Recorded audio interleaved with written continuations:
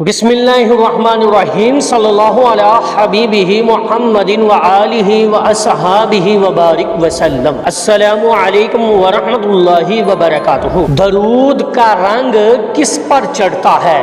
آج ہم ان خوش نصیب لوگوں کا ذکر کریں گے کہ جن پر درود پاک کا رنگ چڑھتا ہے اور درود کا ذکر انہیں اپنے رنگ میں رنگ دیتا ہے۔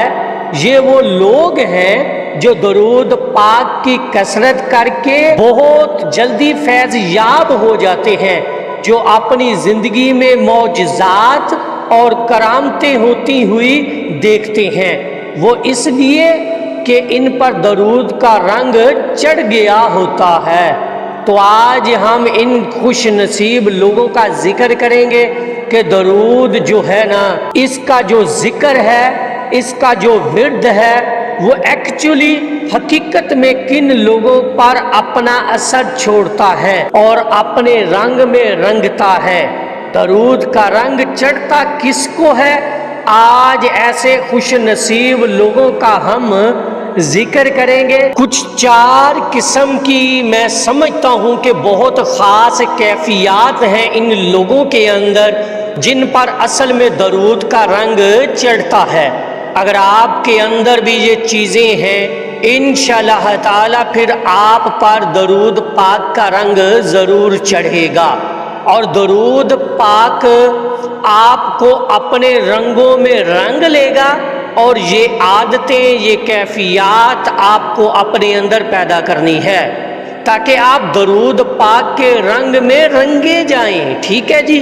تو سب سے پہلی بات جو ہے نا، وہ لوگ اس کیٹیگری میں وہ لوگ سب سے پہلے آتے ہیں جو اخلاص والا دل رکھتے ہیں۔ ذرا اس بات پر غور کیجئے گا، جو خلوص سے بڑے دل ہوتے ہیں نا جی، ان پر درود پاک کا بہت گہرا اثر ہوتا ہے۔ جب انسان دل سے پڑھنا شروع کر دیتا ہے، جیسے ہم عام زبان میں کہیں کہ درود پاک فلاں شخص کے قلب پر جاری ہو گیا، تو اسی قلب پر جاری ہوتا ہے جو خلوص سے بھرا ہوتا ہے، جس کے اندر اخلاص ہوتا ہے، جو خالص دل ہوتا ہے، اپنے اللہ اور اس کے محبوب کے لیے اپنے دلوں کو خاص کر لیتا ہے۔ تو ایسے دلوں پر درود کا رنگ چڑھتا ہے، ان کے اندر ایک روحانی روشنی داخل ہو جاتی ہے ایسے دلوں میں۔ تو جس دل میں ایسی روحانی کیفیات پیدا ہو تو ایسے دلوں پر درود کا رنگ چڑھتا ہے، خالص دلوں پر۔ دوسرے نمبر پر جو درود پاک کی پھر کثرت کرتے ہیں، ٹھیک ہے، جو استقامت رکھتے ہیں اپنی زندگی کے اندر، درود پاک کی جو کثرت کرنے والوں میں وہ لوگ شمار ہو جاتے ہیں، جو بے شک روزانہ 313 مرتبہ بھی پڑھتے ہیں، تو وہ کثرت میں آپ کا درود پاک پڑھنا شمار ہوتا ہے۔ تو جو لوگ روزانہ 313 مرتبہ بھی درود پاک پڑھ رہے ہیں، اور اس سے زیادہ کئی تعداد میں جو لوگ پڑھتے ہیں، وہ تو پھر بہت ہی خوش نصیب ہیں۔ تو ایسے لوگوں پر درود کا رنگ چڑھتا ہے، اور بڑا دیر پا یہ رنگ رہتا ہے ان پر، ٹھیک ہے۔ تو چلتے پھرتے، اٹھتے بیٹھتے، جاگتے سوتے درود پاک پڑھتے ہیں، ایسے لوگوں پر پھر درود کا رنگ چڑھتا ہے۔ اب تیسرے نمبر پر وہ لوگ جو عاشقان رسول ہیں، جو عشق رسول رکھنے والے ہیں، جن کے دلوں میں حضور کی محبت اور سب سے بڑھ کر ادب موجود ہے، ٹھیک ہے، درود کا سب سے گہرا رنگ ان پر چڑھتا ہے۔ جن کے دل میں عشق مصطفیٰ صلی اللہ علیہ وآلہ وسلم کی آگ لگی ہو، وہ جب درود پڑھتے ہیں تو ان کا دل تڑپتا ہے، اور یہی کیفیات درود کو اثر انگیز بناتی ہے، اور پھر آپ پر درود کا رنگ چڑھتا ہے۔ یہ بات ہمیشہ یاد رکھیے گا، بڑا اہم اور ویلڈ پوائنٹ آپ کے ساتھ بیان کیا ہے۔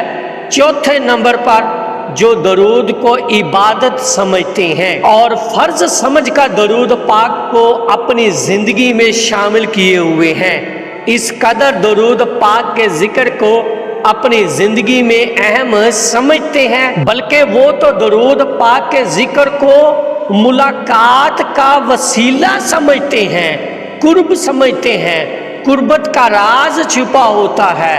درود پاک کے اندر درود پاک کو فرض عبادت کے طور پر سمجھ کر درود پاک کو اپنی زندگی میں شامل کرتے ہیں، تو ایسے لوگوں پر بھی درود پاک کا رنگ چڑھتا ہے اور دیر پا ان پر رہتا ہے۔ تو یہ جو خاص طور پر یہ جو لوگوں کی کچھ خاصیت اور کیفیت بیان کی ہے، اگر ان کے اندر یہ چیزیں موجود ہیں تو انشاءاللہ تعالی انشاءاللہ اللہ پاک ان پر اپنے حبیب کی محبت کا بھی رنگ چڑھائے گا اور اپنے حبیب کے ذکر کا بھی رنگ بھی چڑھائے گا اور عکس بھی اتارے گا، جو بظاہر اللہ کی مخلوق کو نظر آئے گا۔